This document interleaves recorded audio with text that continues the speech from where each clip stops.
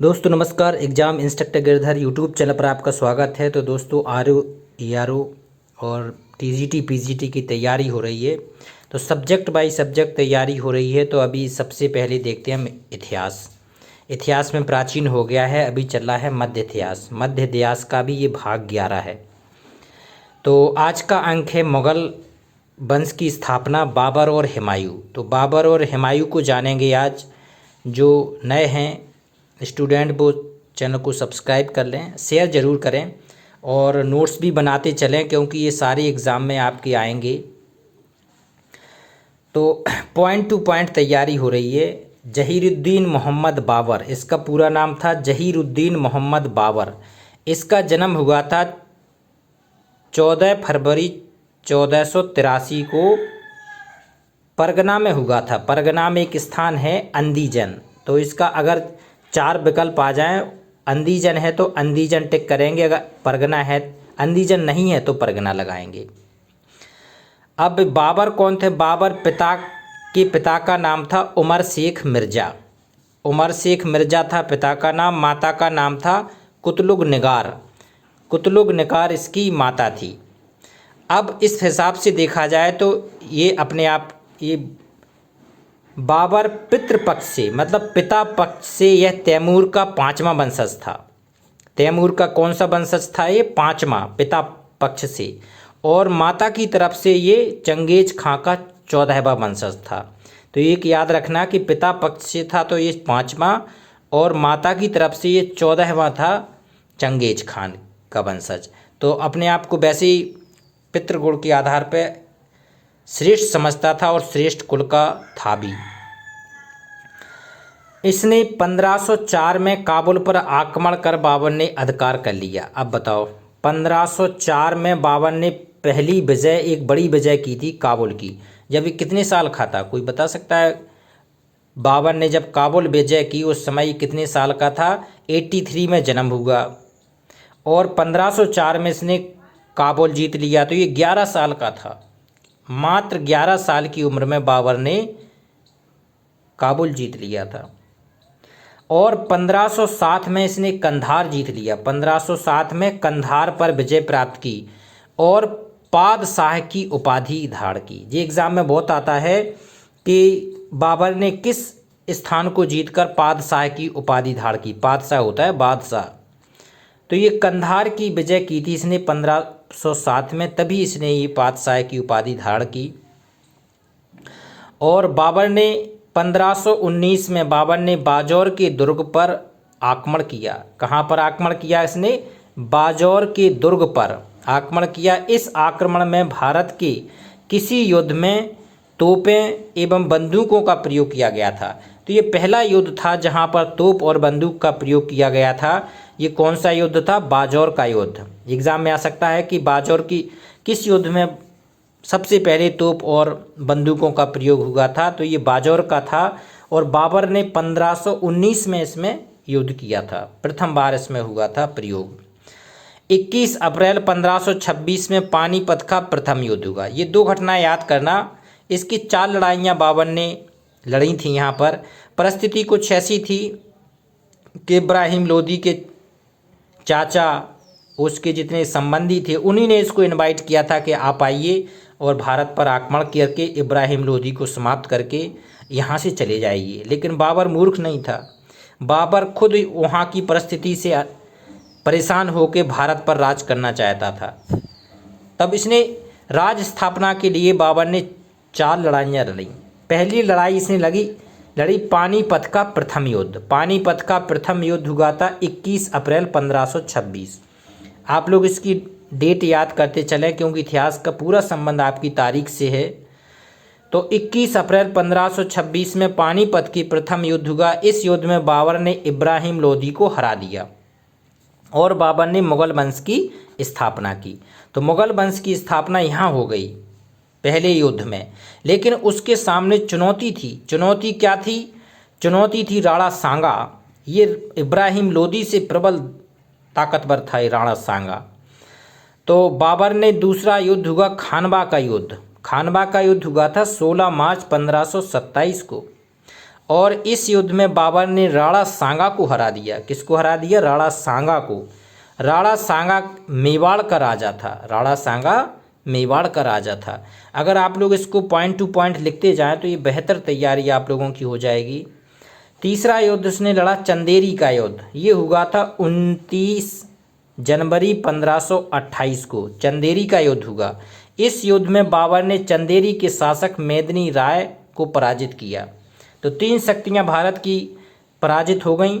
एक तो खुद सुल्तान हो गया, एक मेवाड़ का राजा हो गया और एक जी मेदिनी राय चंदेरी का, इसको भी इसने हरा दिया। चौथा युद्ध हुआ था अफगान, जो कि अफगान भी प्रबल दावेदार थे, प्रबल शक्ति थे। तो चौथा हुआ 5 मई 1529 को बाबर और अफगानों के मध्य हुआ। बाबर और अफगानों के मध्य, अफगानों की इसमें क्या हुआ? अफगानों की पराजित हो गई। बाबर ने अफगानों को हरा दिया। इसे घाघरा का युद्ध भी कहते हैं। घाघरा का युद्ध कहते हैं इसे, अफगानों का युद्ध को घाघरा का। तो ये 4 युद्ध हुए, चारों की डेट आप लोग याद रखना किससे हुआ। ये घाघरा का युद्ध ऐसा युद्ध था जो जल और थल दोनों जगह लड़ा गया। एक पेपर में आता है कि कौन सा युद्ध इन चारों में से ऐसा था कि जल और थल दोनों में लड़ा गया, तो वो था घाघरे का युद्ध। घाघरा का युद्ध जल और थल दोनों में लड़ा गया। बीमारी के कारण, अब देखो, बीमारी के कारण बाबर 26 दिसंबर 1530 को मृत्यु हो गई इसकी।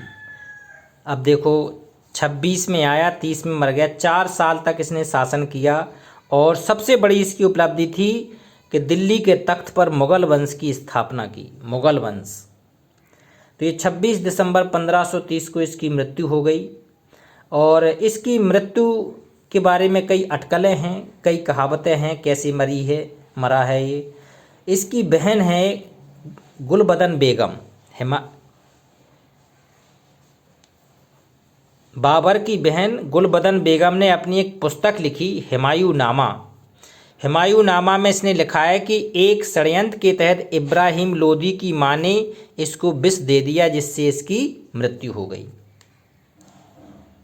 किसने दे दिया था? इब्राहिम लोदी की मां ने। तो इसने कहा है ये, लेकिन वास्तविकता यह है कि बूढ़ा हो गया था वैसे ही लड़ते लड़ते और उसकी मृत्यु हो गई। मृत्यु के बाद बाबर को आगरा के 4 बाग, जिसे आराम बाग कहते हैं, 4 बाग में दफनाया गया। किसको? बाबर को सबसे पहले। और सबसे पहले तो ये दफनाया गया, लेकिन जैसा शाहजहां ने मुमताज़ की याद में ताजमहल बनवाया ना, तो इसके पहले एक और उदाहरण देखने को मिलता है कि इस जो बाद में शेरशाह के शासनकाल में उसकी अस्थियों को उसकी विधवा पत्नी कहाँ ले गई थी? मुबारक यूसुफजाई काबुल ले गई, जहाँ उसे एक उद्यान में दफना दिया गया। बाद में उस वहाँ पे एक मकबरा भी बनाया गया। तो कहते हैं वो मकबरा जैसे ये पत्नी की याद में पति ने बनाया था, और ये पति की याद में पत्नी ने वो मकबरा बनवाया काबुल में। हुमायूं का राज्याभिषेक जब चले गए, तो हुमायूं का राज्याभिषेक 30 दिसंबर 1530 को हुआ। 30 दिसंबर 1530 को हुमायूं का राज्याभिषेक हुआ। कहाँ पे? आगरा में। हुमायूं का जन्म 6 मार्च 1508 को हुआ था। अब थोड़ा बाबर का तो पूरा खत्म हो गया।